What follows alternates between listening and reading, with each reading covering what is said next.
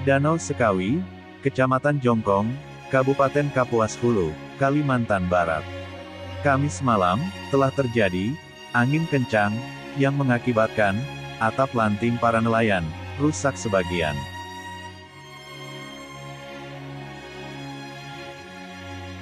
Kejadian ini sangat miris, karena jarang-jarang terjadi. Para nelayan pemilik lanting sempat merasa panik, takut kejadian angin kencang tidak segera berakhir.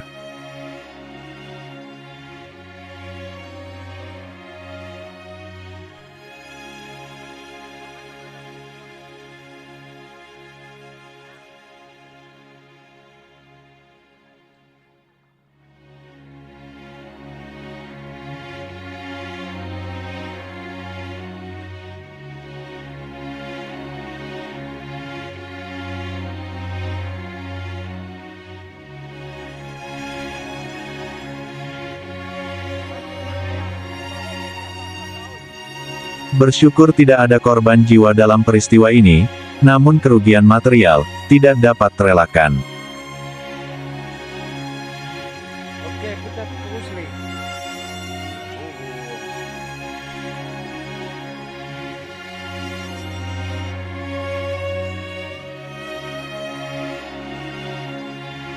Dari peristiwa ini, semoga menjadi pengajaran bahwa kita harus selalu waspada dengan perubahan cuaca yang terjadi akhir-akhir ini.